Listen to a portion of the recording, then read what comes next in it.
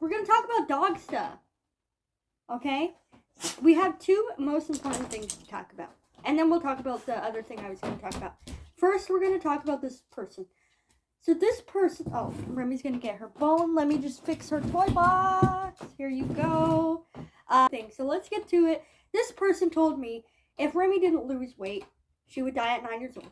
And then she also told me that if Remi broke her knee or a hip, I would have to put her down.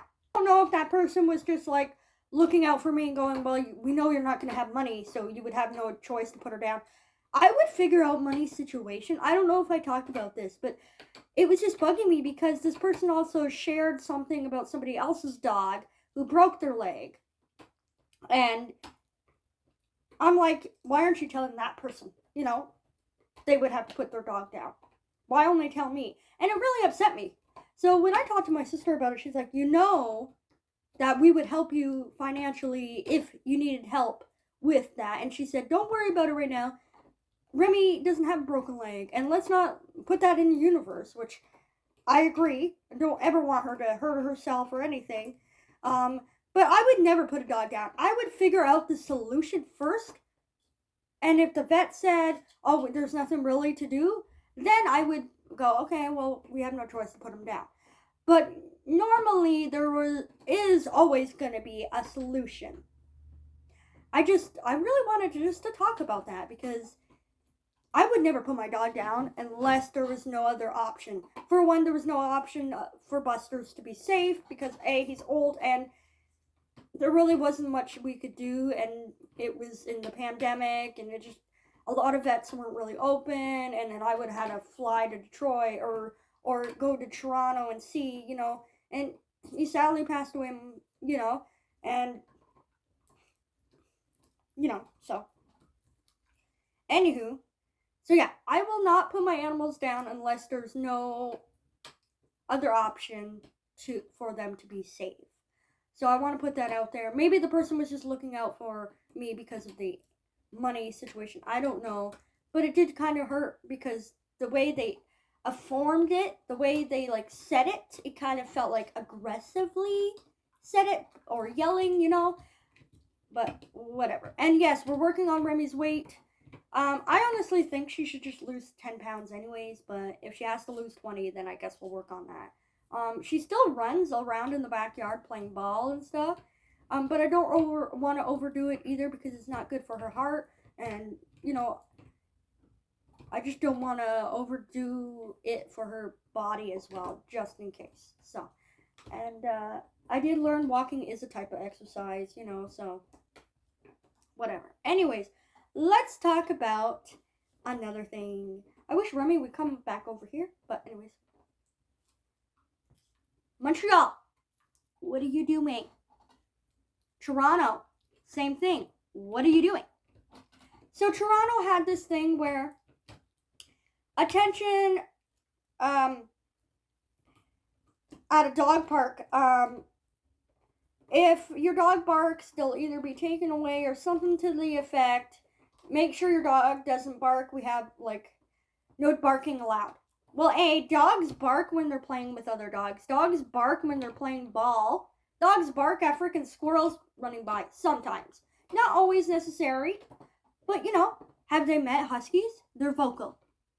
No barking, no howling, no whining at those couple dog parks in Toronto. Or they either get their dog taken away, I believe. That's what I read. I'll put the article in the description so you guys can read that. Same with the Montreal. Montreal now bans dog barking, whining, and howling at a dog park.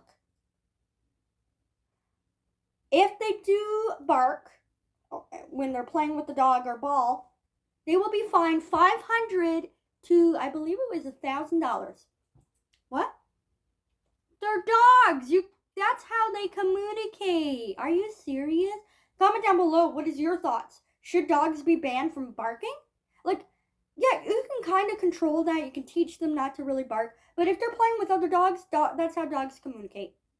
If they're playing ball, some dogs really want to play with that ball and really want to get it.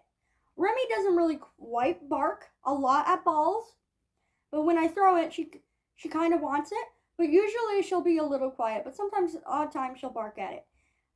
Then she barks at playing with her dog friends. So if I take her to see, like, we don't take her to dog parks, but if I did and she played with a dog, I wouldn't say, hey, you gotta be quiet. Because, like, she's playing with that dog, being vocal. That's how she communicates. Because when, I don't know, you're obviously new, you're probably just you're watching this and not other videos, but Remi has 2 beagle friends that she sees often every year, at least 1 to twice a year, and they're still best friends, Pepin and Daniel, that's their names. And she'll run and chase them, and she'll be loud, and, you know, that's just her border collie. That's just her. Same with Australian Shepherds, Huskies for sure, are very vocal when it comes to play, you know, whether it's a ball, other dogs. Even see the squirrel. You're going to say, no, you can't bark at a squirrel? At a dog park? Are you serious? That's another thing, too, is like, why are we saying dogs should not bark at a dog park where it's fun? Remi is rolling on her back. Hold on. Well, she was. What are you doing, silly girl? Get over here. Okay, so anyways, so that, right? And I'm just trying to figure that out. Should we not tell kids at parks, hey, no screaming! No screaming! No, no, no, no. It's same with dogs. Look, I get it. Some of the dog parks that are at Montreal, and that one that it was in the article, there is apartments nearby. But I mean, it's a dog park.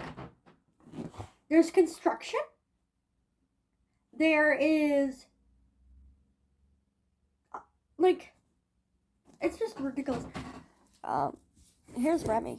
There she is. You guys can see her now. There she is.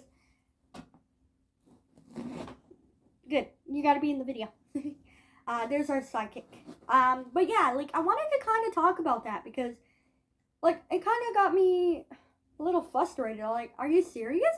Like, yeah, I know some dogs and some people really do need to control the dogs talking and stuff.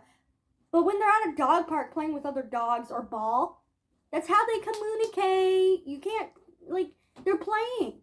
Some are playing. Like, there is other things you need to kind of be careful with if there's fights.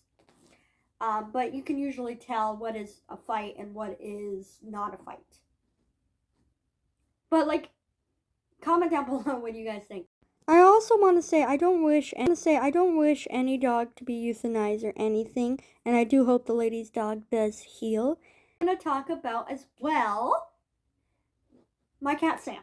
So I don't recommend getting animals for your birthday, but when I was growing up, I had these social workers that would take me out of the house and go to, like, the library, to the movies, to their house, blah, blah, blah. One of my workers that I had, because it was helping with my developments and stuff like that, and, you know, but one of the workers took me to her house, and she had kittens available, and they were so darn cute.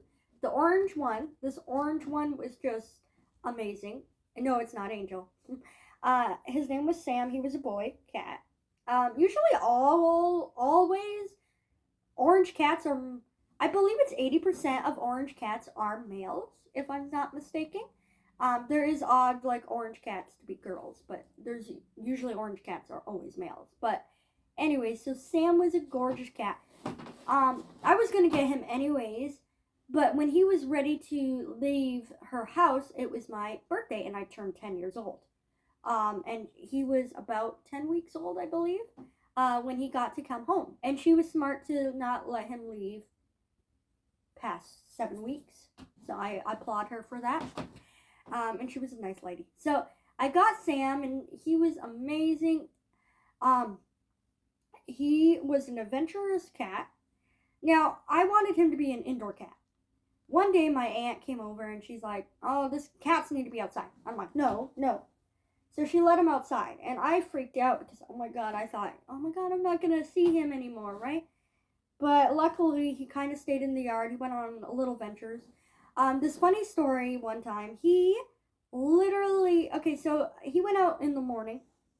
I let him out because after that one incident, he always wanted to go out. But he was inside during the night and stayed indoors during the night. So early in the morning, I let him out. And then for some reason, he was meowing to come back in.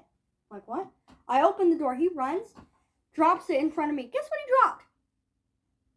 A dead bird. Yeah, so we used a shovel. We had to throw it out in the garbage. Bad cat. That's why another reason why I kind of don't want cats outside, because they do kill, like, birds. I mean, yeah, that's probably what they have to do. But some are good for, like, if you live on a farm or whatever, to get rats and rodents, which is fantastic. But I feel bad sometimes for the birds because, but I mean, it is circle life. But, so, that's one thing. So, anyways, we moved. We had to move.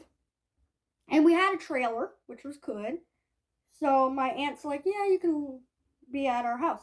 So we lived in the trailer with my cat, and I obviously had him on a leash. I learned leash training after that because I wanted him to stay close. And then it was starting to be winter, so we moved into my aunt's house, and her house is pretty small. But now you can live in trailers during the winter. You just have to modify it. But back then, we didn't know about it. So we moved into her house. My cat had to stay in the basement a little bit because my uncle was allergic. So he was kind of getting miserable, and then we would tie him outside. He just wanted to go on adventures. So we were trying to find a place. So my cousin took over and said, hey, I'll take him. I actually thought she was going to keep him in the house. But I mean, it's understandable. He loved being outside. So she probably had him in and out. So one time I did see him. And we had just moved in our house, and we were going to go and take him back. For some reason, he had a purple eye around him, so he must have got a bad scratch. But he didn't look, like, bad. Like, he looked good. And he was fat. So he was obviously eating good, which was fantastic. Then my cousin's dog, Tanner, Buster's dad, chased Sam away before I could grab him so we could take him home. And then, so my cousin was waiting to, I think, probably put him in a cage so we can take him home. And he sadly got hit by a car, so she really felt bad. So a year later, she gave us Angel, which is another story for another time. No, actually, I'll just say it. So we got Angel. My mom didn't really want any more cats or any more animals. And then my cousin's like, no. I feel like Crystal needs this cat. I feel like she's going to love this cat. This cat's going to love her. And she said it's a female cat. You don't have to worry about the males because they pee a lot, right? Funny story. Just love it. So my mom's like, yeah, okay.